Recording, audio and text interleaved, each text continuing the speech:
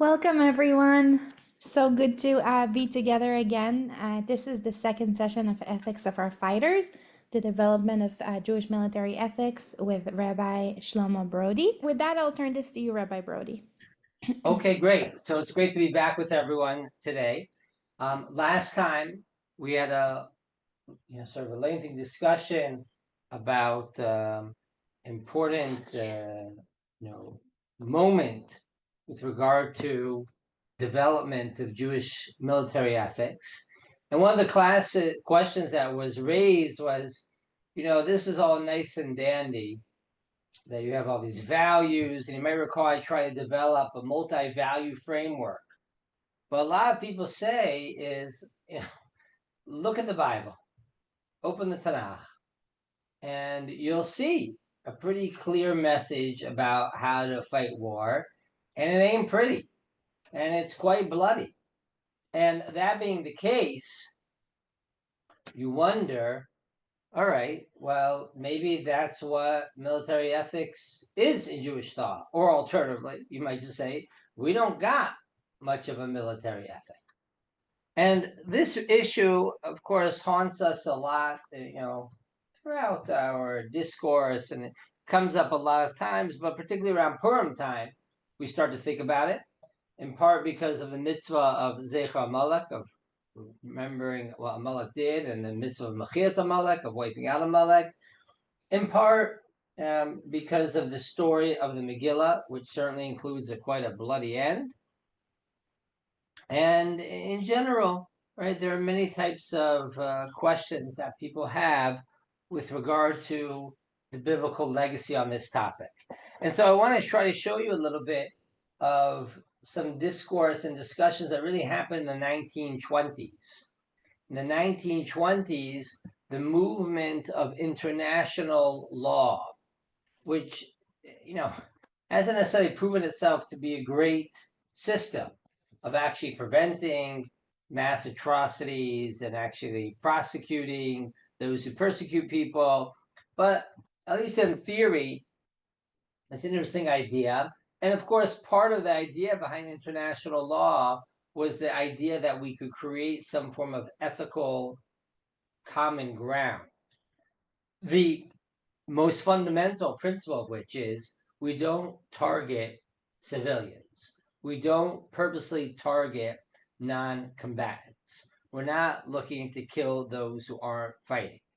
And if that's the case, one of the questions, of course, will emerge is, well, what do you do about the biblical legacy of wiping out Amalek? And so what I want to try to do is to give a bit of a background on that mitzvah and the background on that topic, and then to try to show a couple of the approaches of two important writers and thinkers of the 1920s. One well-known, Rabbi Abraham Isaac HaKohen Kook, Rav Kook, the great leader and figure of religious Zionist movement, and the second lesser-known figure by the name of Rabbi Chaim Hershenson, who both, each in their own way in the 1920s, tried to address this issue, and I think in very significant ways. And again, part of our theme isn't talking about just about military ethics, but how these ideas might have been developed. And I think it's important along those lines to see a bit of this conversation. So I'm going to share a bit of a Makorot sheet here. And, I'll go through, I'm not going to go word for word here, of course, but try to get some of the upshot. We know the story in Shmot, Perek Yud Zayin. We read it not long ago in the Shul on Parshat Shavua, in which after the splitting of the Red Sea, after Kriyat Yamsuf, the Jewish people are mercilessly attacked by a tribal unit by the name of Amalek. And as punishment for this, or as some form of retribution for this action, God promises, I will wipe out, meaning I, Gimacho Emche, with the Aleph there, Ezecha Amalek mitachad hashamayim. But it's not just that God will do it, because in Sefer Dvarim, we're told, Zachor, remember what they did to you, right? How they attack you from behind, and you're a weak people. They had no Yirat Elokim, no basic fear of God, morality. I think it's the best way of describing that here. And then we're told now, not emcha, I will destroy, but timcha, you should destroy it. Mitach l'shamayim lo tishkach. Do not forget. And as Rashi here explains, based on the Gemara and others places, this is everything: men, women, children, sheep. Doesn't matter.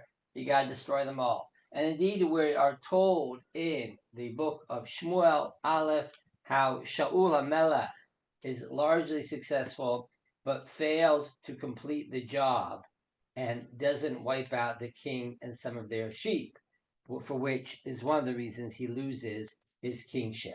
So it seems to be a very strong mitzvah. And I think when you think about, well, what exactly did we learn from this mitzvah? So, there are a number of different things that we could say. I think the weightiness and the gravity of it is seen in the following ruling, that even when we read Parshas Zachor, we don't say a bracha on this idea of Mechiyat HaMalek. Why don't we say a special Birkat mitzvah? After all, it's fulfilling a mitzvah of God, right? Machom timche zer chamalek. And one of the explanations given by the Kaf HaChaim, by others as well, is an idea which says that you don't say a bracha over destruction, over hashchata. And this is an important principle in its own right. The idea which says that we recognize the gravity of the moment. And part of the gravity of the moment is captured in a well-known statement in the Gemara Megillah, Daf Yud, in which the Gemara tells us that God didn't want the angels, at least, singing Shira, song, at the Red Sea, at the splitting of the sea, because Amar Kadosh Baruch Hu, Maaseh Yadai Tovim B'Yam Batem Omrim Shira, right? Can it be that my creatures who create the image of God are drowning and you're going to sing? You're going to rejoice? Meaning there's a certain recognition here of the fact that this is a very weighty matter. This isn't something that should be taken in a cavalier manner. And indeed, according to the Gemara, there's a Gadata which says that Shaul HaMelech had questions about this mitzvah and said, like, why am I killing all the animals? Did they sin? Did the children sin against me? And the answer given is quite simply, well, Shaul HaMelech, don't be, holier than the Pope, so to speak, right? That's obviously not the expression they use, right? But don't be such a big tzaddik, harbe, right? Because we're going to see later on in Sefer Shmuel that he has no problem in killing the city of Kohanim later on for his fear that they were helping David HaMelech, or David, in his rebellion against them. But of course, the larger question remains, how do you justify killing those who are innocent, the animals, the children, and whatnot? Now, of course, one way to justify this is quite simply to say that these are terrible people, and they did a terrible thing, and they were immoral, and they ruined things for the Jewish people, and they violated all conventions of law, all of which is fine. There are different mafarshim that say something along these lines, but all this is fine. But here's where it really gets problematic.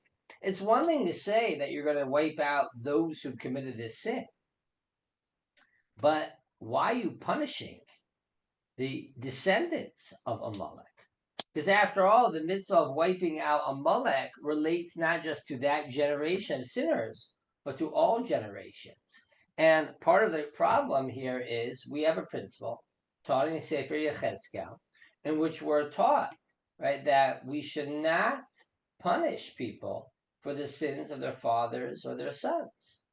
So that being the case, this isn't a question. Sometimes people say, this is a question of you modernisha Jews, you modern thinking Jews who are in the West and have all these, worries and qualms about genocide, whatever it might be. No, this question was asked for many generations. One of those people who asked it was the Stuckachover, the Avnei Nezer, in the 19th century, who asked a very simple question. And his question goes like this. Sorry, wrong sheet. 1 second. His question... Sorry, 1 second. His question basically comes down to and says, you can't just go about and kill people for for committing the sins of their fathers, when Torah tells us, loyim tu avot ubanim, ubanim loyim tu al avot. And so this is a very important point to always make. This isn't just like Judaism versus Western values. There's an internal clash with Jewish values on this issue. And there are a number of attempts to sort of resolve this. One way to do this, and you can see this in some of the Zohar, you can see this in some Hasidic thought, Rav Shimshon Hirsch talks about this a little bit. You can say that Amalek is representative. They're symbolic of something. And that symbolism of utter evil, of utter depravity, of no sense of restraint in war needs to be wiped from the world.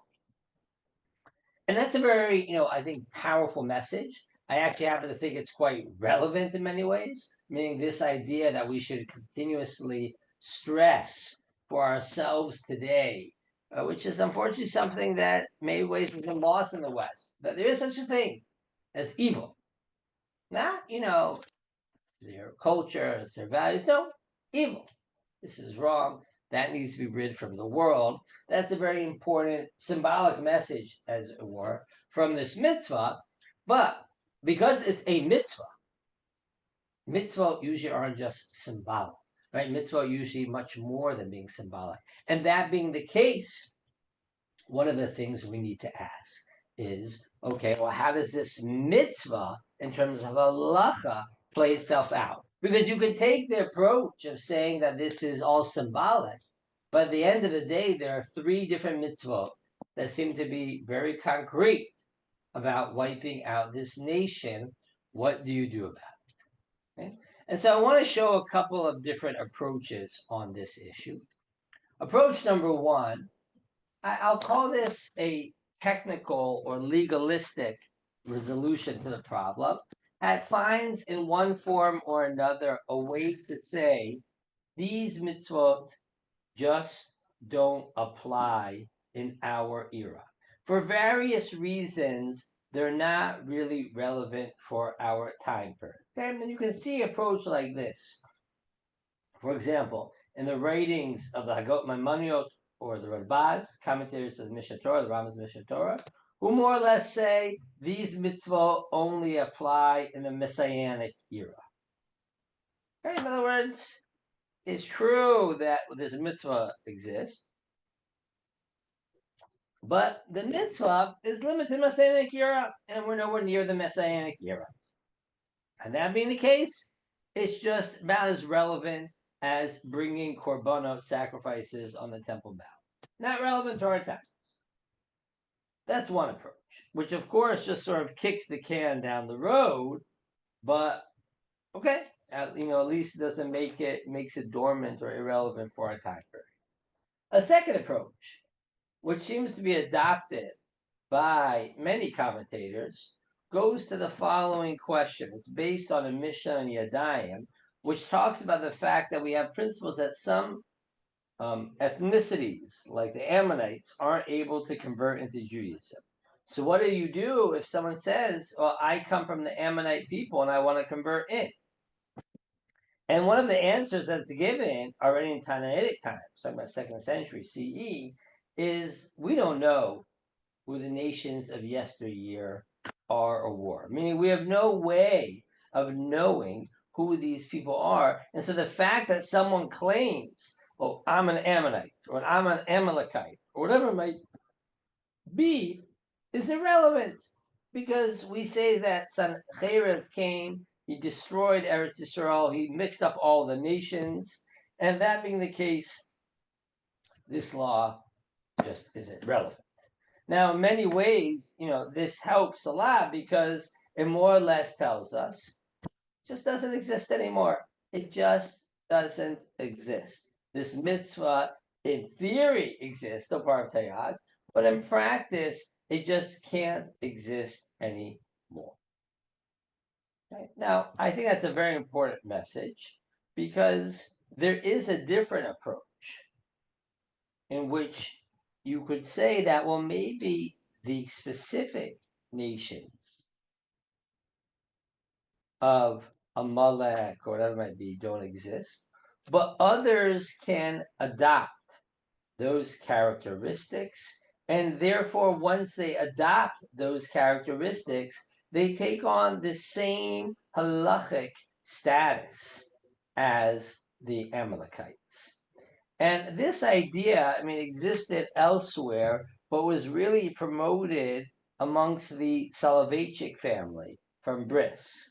And you can see this idea in a drasha given by Rav Yosef Ber Soloveitchik, Rabbi Joseph Dov Soloveitchik, in 1954, became later printed as Kol Dodi Dofek.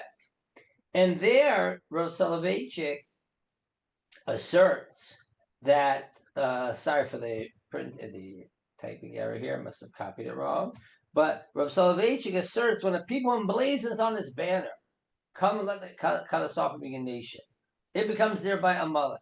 In the 90s, 30s, and 40s, the Nazis with Hitler at their head filled this role. They were the Amalekites. And today, that place has been taken over by the mobs of Nasser and the Mufti.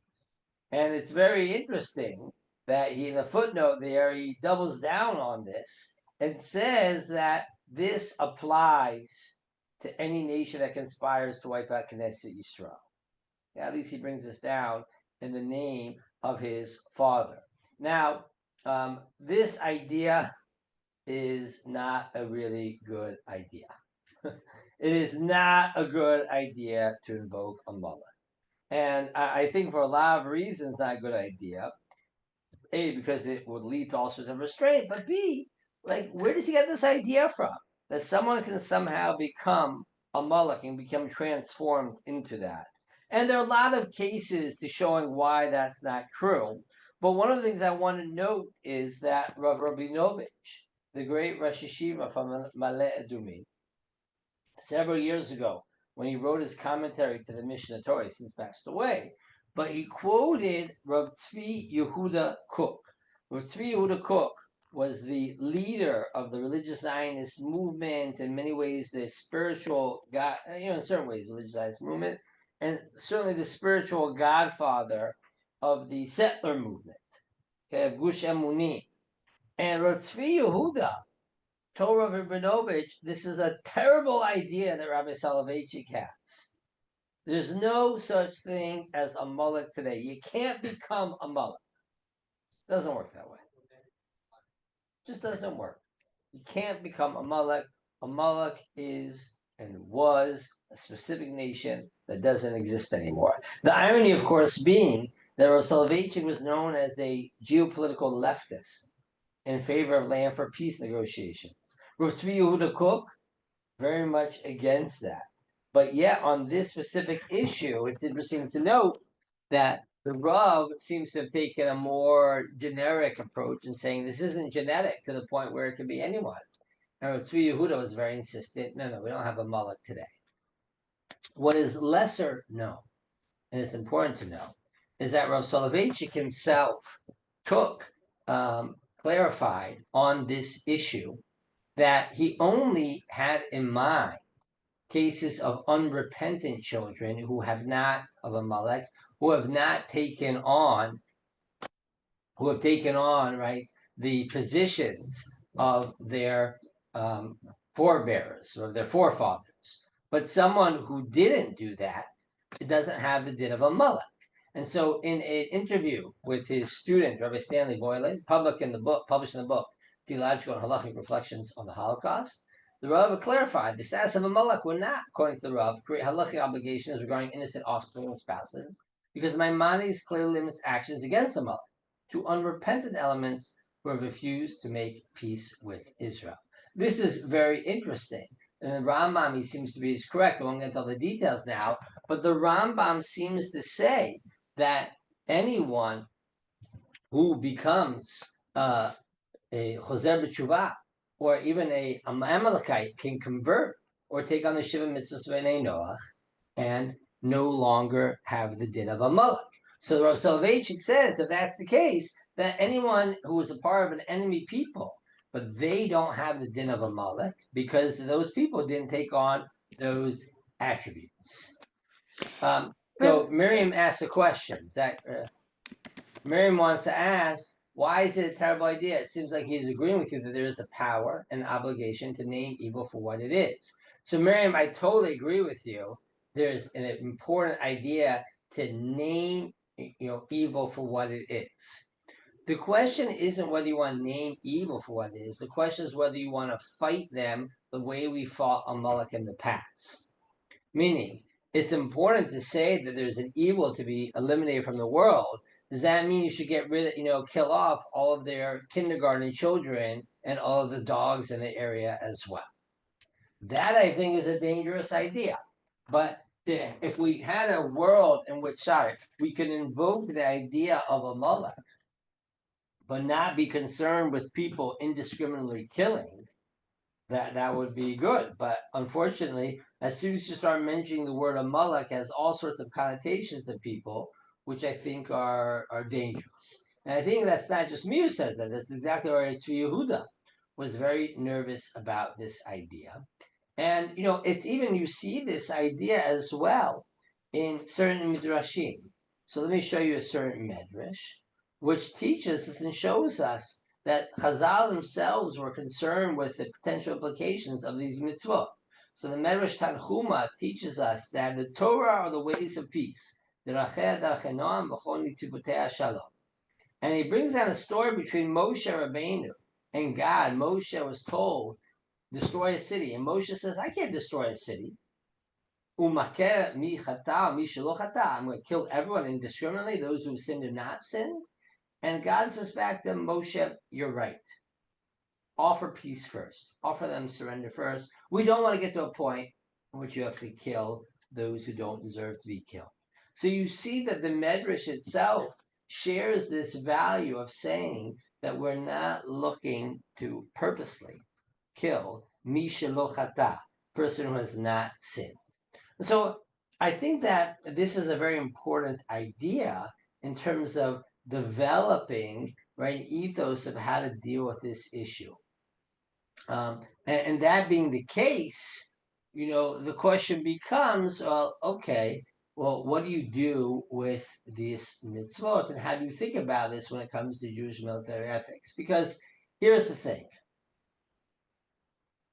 According to all the answers I gave right now, which says that it's limited to a genetic people that have been destroyed, or it is limited to Yemot HaMashiach, or we don't know that people are one form or another, or individuals can convert. The basic problem is that all of these mitzvot remain on the board. Now, if someone would come to me and say to me, listen, I want you to meet an important Iranian religious leader who's going to say, you know what, we are obligated to wipe out all the Jews and all other heretics. But you know what's crazy? We don't really know who heretics are today. And therefore, I'm going to say that the obligation to wipe out such heretics only exists in a future messianic era, whatever it might be. What would we say to that Iranian imam or religious leader? What might we say? Amazing. We'll give you the Nobel Prize for that. We've given Nobel Prize out for a lot less than that, right? So we might say, okay, you solved the problem, right? You've eliminated the risk. But unfortunately, there still remains a lot of violent potential from this notion. And again, I'm not saying it's bad. I'm just saying that it still leaves on the books what seems to be a very violent notion. And so I want to share with you actually 3 different answers that were given during the 1920s on this issue. One of which was sort of approached by Rav Kook, Rav Avram Yitzchak HaKohen Kook, being the father, who knows very well the horrors of war because he was in Europe, in Germany, if I'm not mistaken, when World War I broke out. He fled to Switzerland and then made it ultimately to England for the last part of the war. And so Rav Kook has a front seat to the horrors of World War I, which is a very horrible war. And in that period, he starts to write letters to one of his one of his students named Moshe Zaidel. Moshe Zaidel was a very interesting student of his, who he sent off to study Bible in the universities because he felt it was important to create firm people who've studied biblical criticism and can respond to the threats and challenges from academic Bible study. And Zaidel writes him a lot of letters on his moral qualms with different things in the Bible, slavery and all sorts of other issues. And one of the issues comes up is warfare. And here, Rav Kook writes him a very interesting letter in which Rav Kook sort of says to him, listen, the Torah was given in a certain time period. And it was impossible at a time when all our neighbors were truly wolves that Israel alone would not wage war. For then they would have gathered together and wiped out their remnant. On the contrary, it's very necessary to place fear in the hearts of the wild ones, even though cruel acts with the hope of bringing humanity to the point where it's supposed to be, but not before its time. In other words, what Rav Kook is sort of saying is that the biblical warfare that we see is the real, but not the ideal. It is not what we have wanted. And in fact, in a diary writing of his that he wrote earlier on, he more or less says that the whole notion of discretionary war, Mechemet Rashu, expansionary war, or this idea of Eshet Yafat Toar in the Torah, of taking a woman who's captive in warfare and taking her as a wife, all of these are Dibra Torah, all of these are examples in which the Torah spoke Keneged Yetzer Hara, right? In other words, it was trying to deal with the evil inclination and trying to deal with these issues. But we hope, and he's writing this again, beginning of the 20th century, to get to a period in which these mitzvot are no longer needed and behavior is necessary. Meaning Rav Kook had no problem in saying that I recognize that while these mitzvot have a moral basis to them, ultimately it's something which we don't want to have in this world. Very, very strong statements from Rav Kook in this respect, and he says that in a couple of different ways in a couple of different places. Okay, that's approach number one. Approach number two was taken by one of his students, Rav Charlap, who more or less says that the mitzvah of wiping out Amalek was in Avera Lishma. What's an Avera Lishma? There's an idea, it comes right in the Gemara, but it's taken on by others as well later on, which says that there are some types of actions which are mitzvah or permissible, but they're really sinful behavior. And they're only allowed because they're doing it for the sake of the mitzvah, of helping God's cause, and it's what he calls a Hora'at Shah. Hora'at Shah is usually mean a emergency measure, something which we do in times of exigency, but not something which is meant to be a permanent ethos and a permanent value. And it's not clear exactly how far he wants to go with this, but the fact that he's willing to acknowledge this idea is again interesting, of saying that it was never meant to be a permanent mitzvah. I think the figure that really tried in many ways to address international law and a lot of these standards was a man by the name of Rabbi Chaim Hershenson. Rabbi Hershenson grew up actually in Eretz Yisrael well before this state was founded, and his family was sort of a part of the proto-religious Zionists before even Herzl. And then he goes to the first Zionist Congress. He's very interested in what's going on. He joins the Mizrahi, but for various reasons, economic and socio-religious, whatever it might be, he sort of has to flee Eretz Yisrael and ends up going to Hoboken, New Jersey. Anyone here from New Jersey? So, Leah's from New Jersey. So, Leah, there's a man in Hoboken, which is not always known as the great center for Torah scholarship, right? But Hoboken, New Jersey is where Rabbi Chaim Hershenson lives, ultimately dies, and lives out the rest of his life. And he writes a lot of very interesting essays and about democracy in Judaism and modern values, and one of those is international law. And one of the things that Rabbi Hirschstein tries to develop is a somewhat radical idea, which says that, the entire mitzvah of wiping out Amalek, maybe that was only meant Lidorot. Maybe that was meant for a limited period, but wasn't meant to be permanent. I mean, that's a big chiddush. That's a very big novel idea, because that certainly goes against what the Rambam says.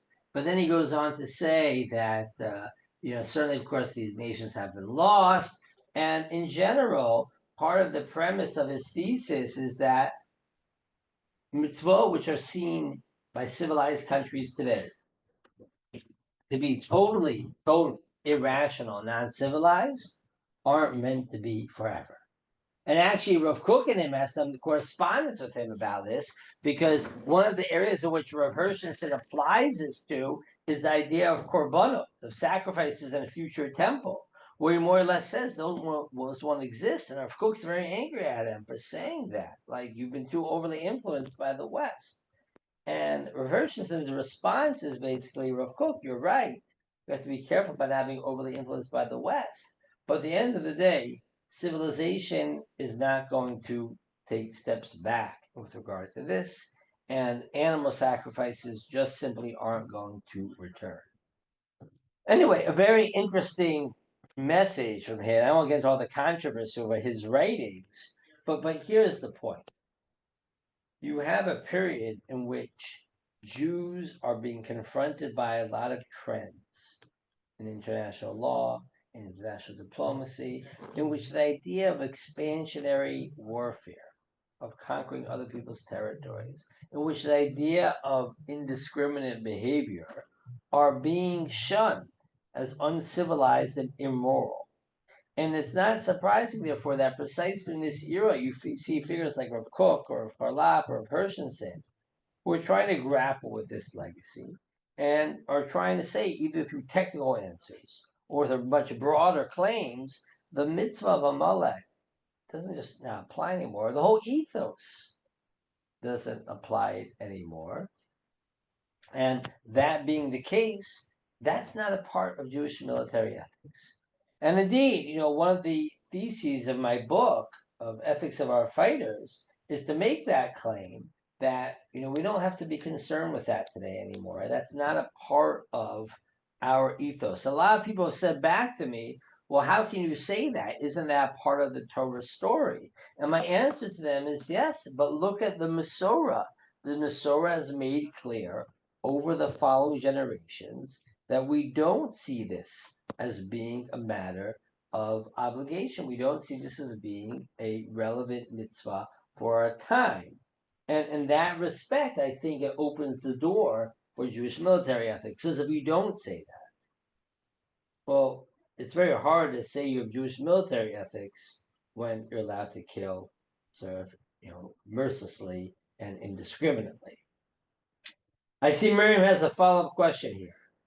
Did Rav Soloveitchik really mean that we should kill their kindergartners and their dogs? And if not, if he meant that as a metaphor in order to give, right, could he be behind that? Yeah, I could be behind that idea of saying that there's a type of culture which has to be uprooted, right, in which their kindergartners are radicalized. Yeah, I totally get that. I wouldn't use the term Amalek. And the reason why I want to use the term Amalek is because it takes on so many different connotations, right? There are many ways of saying we need to eliminate a certain threat. We need to eliminate a certain ideology without calling it, though, Amalek.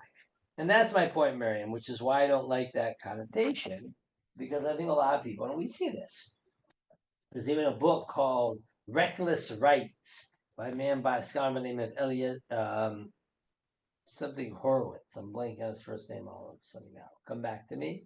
And one of the things, Elliot Horowitz, and one of the things that Horowitz tries to show is that the idea of Amalek was utilized by many to justify reckless violence, not just Jews. I mean, the Crusaders, when they go to the Holy Land in the 12th century, they say, we have to get rid of Amalek out of the Holy Land. Or you see it with the European explorers when they encounter the Native Americans in America, then known as American Indians, which is Indians. So they say, oh, they're like the Moloch of the time. It's very, very dangerous in terms of our rhetoric, I think, to invoke that idea. So I'll say a couple other things about this, then, just in terms of this theme. One of the other examples that comes up is the 7 Canaanite nations, the Shiva Amim. Similar type of idea. And here, once again, I think the simple strategy is to say that those nations don't exist anymore. They're mixed up in the historical time period. And that being the case, we're not obligated to wipe anyone out that way. Now, sometimes people say back to me, well, maybe this should be our same model for how to conquer the land. And again, my response to them is this: I just don't think that's where the Masorah went. The Masorah isn't interested in that type of fighting. That doesn't mean that there might not be situations in which various peoples might get exiled from the Holy Land. I'm not saying necessarily through violence, I'm saying other ways because of the nature of war. But to say that that should be our ideal, that should be the way we target, I think is quite problematic.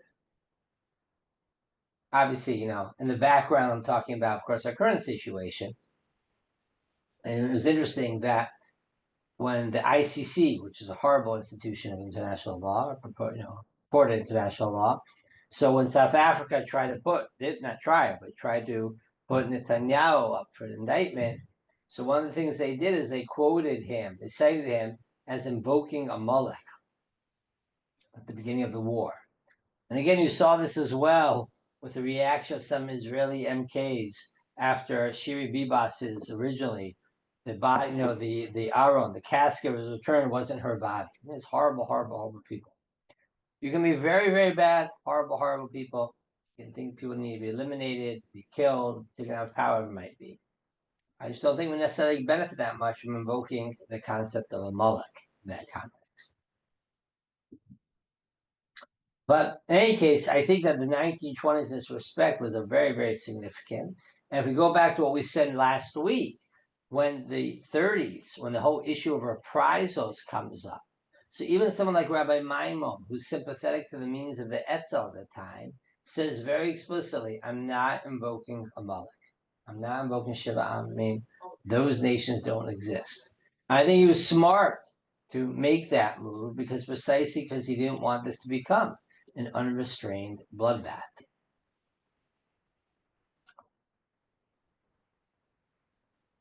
Okay, I was anticipating some more questions or comments, but if we don't have, I'm sorry, someone want to add something? Yeah, I was just wondering, do you feel like there's a difference between us referencing Amalek, which, while loaded, has, we're also very much within a culture of peace lovers that, 99% of us know when somebody references Amalek, they're not saying we should go out and kill kindergartners. And somebody outside of our culture using that reference to our own culture and our own history and our own texts to then come and attack us, it feels different. I mean, it's not really a question, I guess. It's just a feeling that I had when you were talking just now. Well, I'd say the following. I think the vast majority of us can invoke a Moloch and it won't lead us to be indiscriminate killing. I do think that you do find certain tendencies, I don't want to over-exaggerate them, but fundamentalists within the Jewish community. We see this a bit in Israel as well. And what I mean fundamentalism, as I mentioned last week, is just caring about one value of destroying an enemy. And so I think that it could be potentially dangerous in that respect. Yeah, of course, I hear you. And I certainly know who you're talking about. I guess my question, which I didn't really phrase very well, is should we silence ourselves and choose not to reference our own culture for fear of a small section of our own, and this is a valid question, a real question, for fear of a small subsection of our community doing something illegal? Well, it's setting the small aside the question subject, of how well Israel is following up on its legal codes. But that aside, like, should we silence ourselves for fear of a very small subsection doing something that they're already going to do anyway? I feel like. So I think that I wouldn't consider this to be silencing ourselves. I just think we have other tools in our toolkit to describe the need, imperative to wipe out evil and threats that are threatening us without going that far of invoking a mullah. And so since we have those tools anyway, as we saw, I think, last week, we don't need to invoke a mullah, right? Which I think can have a lot of connotations, which can get quite dangerous. And particularly when you're in a scenario like we frankly are in Israel today, when we've been brutally, harmed by a horrific army representing a people, it's pretty easy actually to go very quickly down the road of indiscriminate killing. I'm not saying that's what we did, chas v'shalom. I'm just saying the threat exists. And so I don't consider this to be silence itself as just being very careful about how we speak about these issues.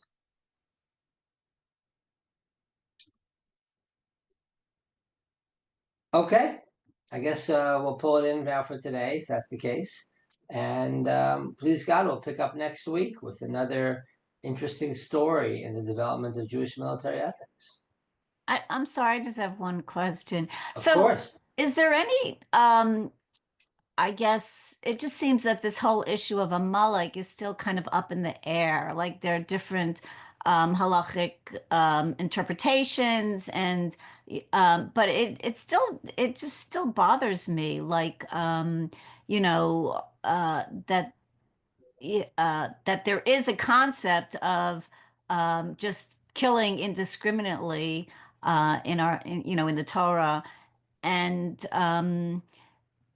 you know, I don't know. I mean, some people could actually take it, yeah.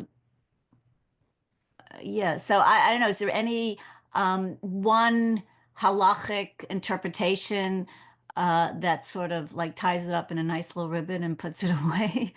No, I don't think there's any nice little ribbon, Okay. but It's the just, yeah. approach.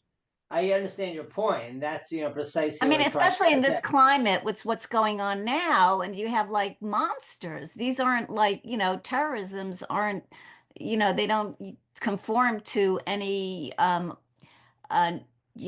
code of ethics. You can't negotiate with them. So it almost seems like, yeah, you just have to eradicate their ideology and that kind of, so it, I don't know. I don't believe that, Israel should kill indiscriminately, but it just it almost seems like there's no other way. Well, I think there are other ways with this, right? There's one thing, indiscriminate is a very radical way of killing. Yeah. There are ways of targeting, but caring a little bit less, let's say, of collateral damage because it's limited what we could do, for example. But in terms of your broader question, I mean, it bothers a lot of people that this is in the Torah. And that's, I think, one of the reasons why it's dry. There are so many explanations.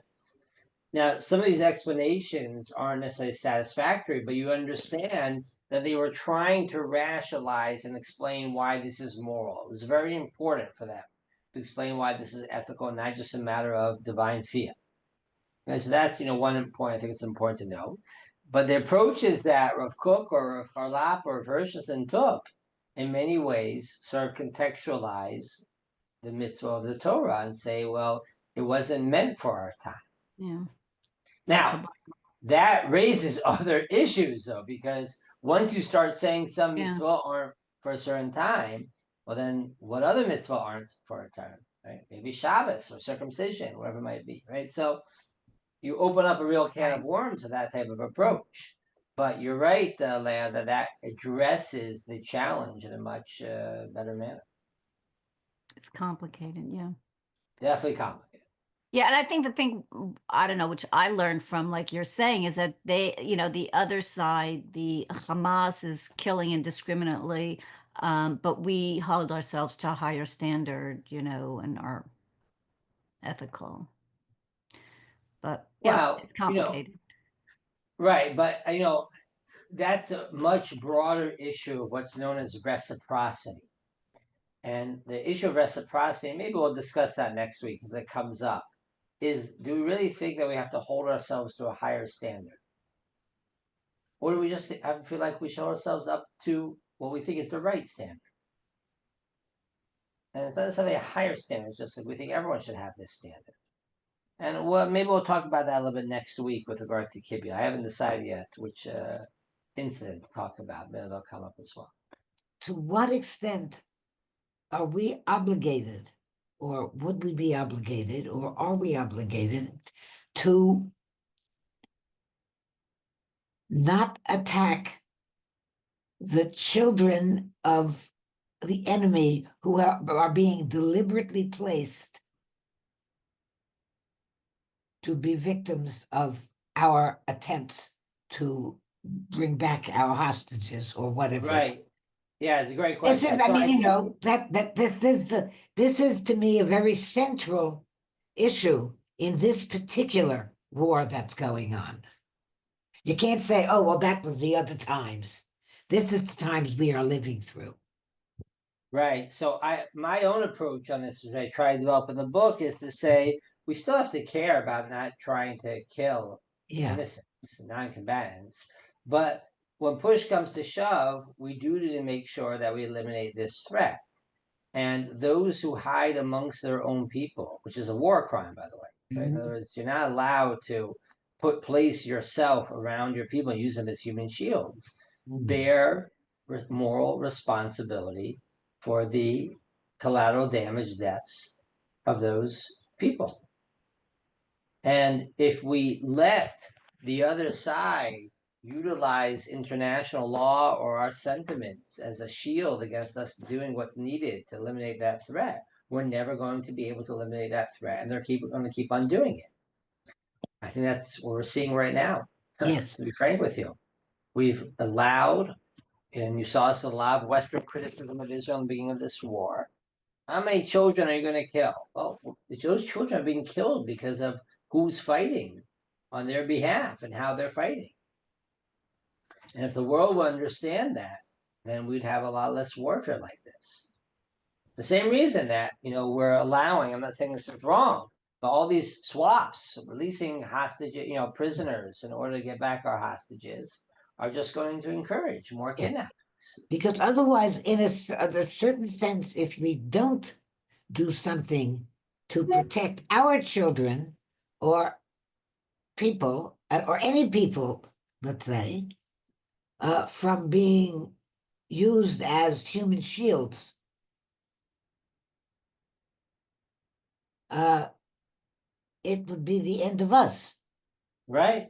So you got you got it right away. All of the dilemmas here. 100%. Okay. Thank you, everyone.